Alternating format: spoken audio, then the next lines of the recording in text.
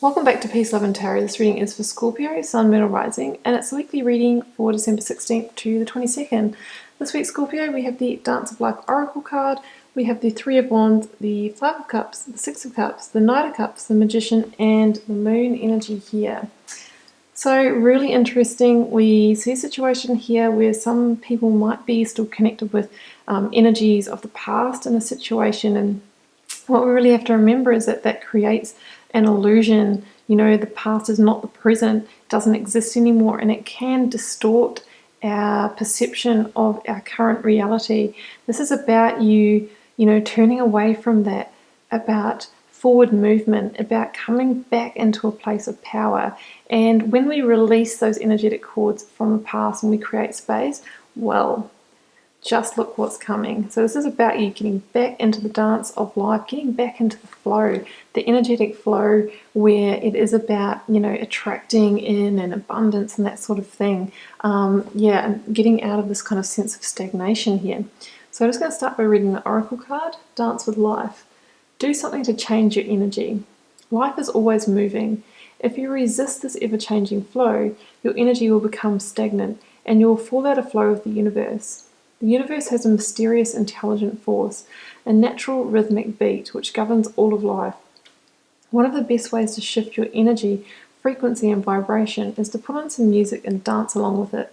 When we dance unrestrained, our spirit takes over, and with each new bop, sway and kick, we are rocked back into harmony with the rest of life.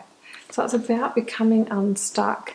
And, one of the best ways to be stuck, if you really want to do that, lots of us are without even really realizing it, is focusing on the past. Focusing on all the things that didn't work out, the losses, the disappointment, the spilt cups. But that wine in those cups is already spilt. It's soaked into the earth and there's no way to get it back into the cups. This person is really focused on that and wishing and hoping that the outcome had been different. But by doing that, she is missing the two beautiful cups, the two beautiful opportunities that are right behind her. And when we, focus on past situations, we can keep ourselves in the energetic charge of them. And, it's definitely not reality because this is the past, not the present. And that can hold us in depression, despair, negativity, because we're over-analyzing, we're wishing things worked out different, but it's gone. It wasn't for you, that thing, that relationship, that job, whatever it was, because if it was for you, then you would be doing it, you would be in that situation. And I really feel that that is creating a sense of illusion or disillusion for you, because the moon energy, talks about those kind of, that kind of sense of confusion energy. So I feel like by staying in the past, it's confusing your ability to, well, for one, see opportunities when they come in, and B, just to be whole and to be integrated. That's what the tame dog and the wild wolf can stand for. It's about the sense here, it's time to bring all those sides of yourself together, to get back into empowerment, to lead yourself forward. And I'm really sensing too that by keeping connected to past energies, we hold ourselves in that kind of place of darkness or half illumination where we can't really sense, because sometimes your intuition and things like that can shut down when we're stuck. You can't see that path forward anymore. It's becoming dim. So we really want to turn around, face the future, release the past, and that's when the path becomes illuminated. Yeah, interesting energy, guys. Definitely, it's probably restricted your ability to make, clear decisions for yourself and for your future. That's why I'm very pleased to see the Three of Wands here, because the Three of Wands shows that young emperor who has turned his back on the past. He's not interested in anything behind him. He's all about the forward vision. And this is number 3. So this is really concerned with new manifestations, new opportunities, and, wondering, those seeds that you plant now, how they will grow, how they will expand. It's all about forward movement and vision.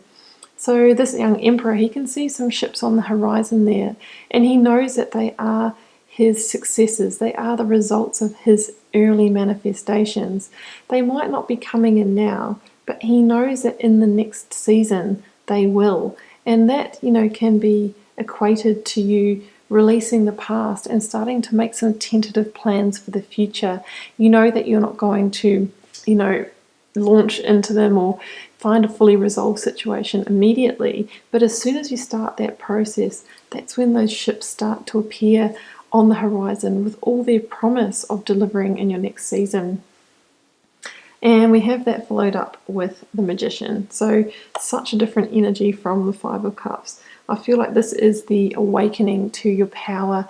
And the big message with the Magician is as above, so below. So what that means is that your external reality really is an indication of your internal reality.